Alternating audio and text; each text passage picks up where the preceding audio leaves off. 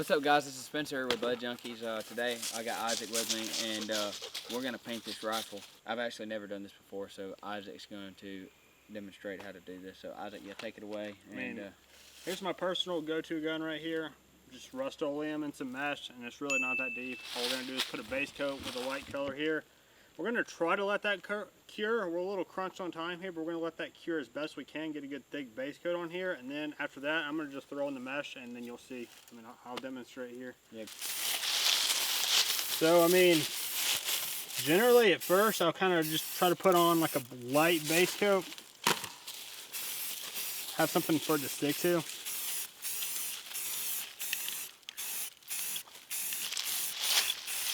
Also, keep in mind, you're going to get out in the field and you're going to tear this up. So it's not that deep. It's really not that deep. And also, speaking from experience, if you screw up, I've repainted that gun, I couldn't tell you how many times. If you end up saying, hey, I hate this, guess what? Paint It's right not back that over. deep. It's not that deep. I've literally painted that gun, and then a week later, I was like, this looks awful. I took it back out, taped it up, and then repainted it. And then... But the main thing you're going to see, you can already see where we've taped up. We've taped up our suppressor hose because we need those threads to be nice and clean. Taped out the window in the mag. You could honestly not do that and use a freaking Q-tip and some rubbing alcohol and it'll come right back off. But most importantly, lenses. If you got a white light, obviously you want to tape off the front of that. I don't ever paint any kind of plugs or anything like that with a weapon light. And then you're going to need to tape off also your adjustments for zeroing the optic. And then, I mean, something I'll do, we didn't have any today, I will cover my serial number with a piece of 100-mile-an-hour tape or something of the sort, paint that, and then I'll just leave it. So the serial number is actually preserved, but at a glance, it's not really there at all. Love the wind. I don't think so. I love breathing paint. My favorite. I do that in my free time. My favorite pastime. And can you tell the audience about what you said about that other color that I got? Well, Rust-Oleum's got two different shades of khaki. They've got a brown and then they've got this dark green. This dark green right here, that's what you want. They've got one they call Army Green, and it is just absolutely useless. Unless, I guess, if you're in a tropic environment with like really bright green. Because as you can see, look around us. We're in Georgia. It's green, and when it's fall, it's brown. And honestly, And then there's that. with this, you see there's not actually that much green. It's mostly brown. Because there's not, I mean, all the trees around you, I'm not going to be like standing inside of a bush. So you do not need to use green. And no, we're not painting it desert tan because we're also not in the desert. So this is a good base coat though. yeah.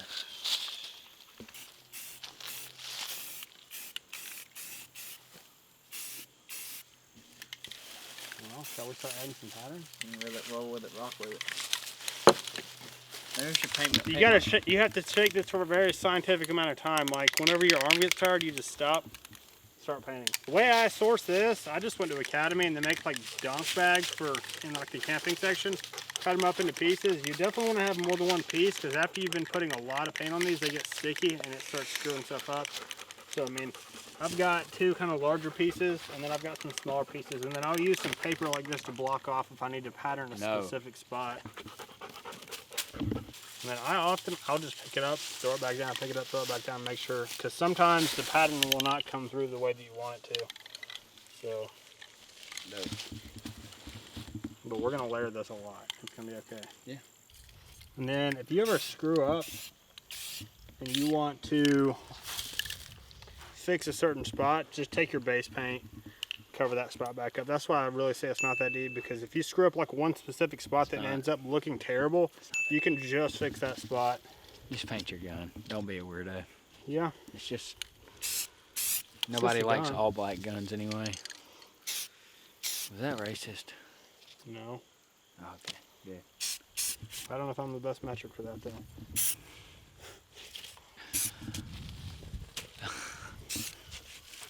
Wow, that looks really good, dude. It's gonna look real good once it cures too. Initially, like, yeah, the pattern looks right, but it looks kind of weird. Once you let it sit overnight, it'll be fine. I usually will hang mine up too. If I can wrap something around the muzzle device and just hang it up and let it kind of sit out. That way your house and apartment can smell like Rust-Oleum. It's a good time. Yeah, bet. Does that get you high? I don't know. Guess you can find out later. I'm not doing that. Don't do that. Don't try this at home, guys. No, try this at home. Hank wants to help paint the gun, but he lost his ball. Quit eating grass. And the nice thing about this too is if you add an optic, or if you do another optic, or say that you did a magnifier, or you do something else like that, you could just go back over with this. It's not like you're using limbs or something like that. You can replicate this pretty easy. So if you wanted to paint more mags, you can paint more mags. Also, if you like the way it looks, then you can just do the same thing on a flashlight or a laser or something like that. You can just keep adding it as you go. Isaac on that, when he got his Unity mount, still it's tan. I'm sure he'll probably end up painting it. I probably won't, honestly. You I'm won't? gonna leave it because it's tan. Yeah, so just get tan hardware, so that way you don't have to paint. On the rail, he leaves it black, so that way when you're mounting stuff, I guess you can still see the rail. That, and I believe I've never had this issue. I'm too much of a pleb to have a nice laser, but if you build up a ton of paint on a pick rail, you can eventually get that out of spec. So. And tip, don't paint your suppressor. Yeah, some people, I don't know. Walt at work, he's got one that's been painted, and it ended up like it looks okay, but I'm sort of like, nah. Just get a cover. If you're really wanting to camouflage that, get a cover, and then you can also not burn yourself. And you can repeat this process on if you really want it to match that bad. But like we said, I ain't gonna say it again. It's not that deep. Alright guys, we just really appreciate y'all watching. Like we said, I know we're joking and but it really isn't that big of a deal.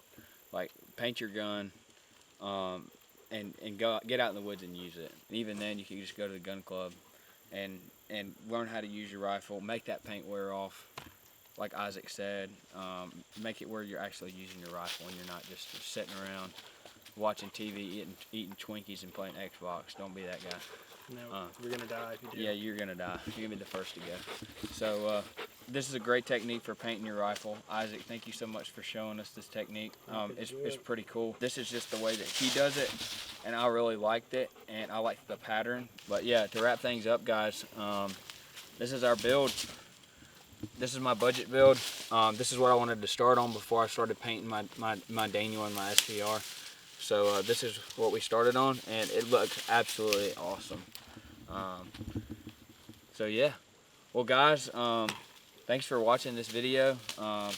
Appreciate y'all. If y'all don't mind, give us a like and a subscribe. Shoot a comment down below on anything that you may want to comment about. There's probably a lot of things that you could pick at us at on this video. And also make recommendations. If you've done this and you figured out a better way to do it, comment. Let us know. Yeah, input is always welcome. Right, we're always looking for the latest and greatest ways to do it. There's 1,000 ways to skin a cat.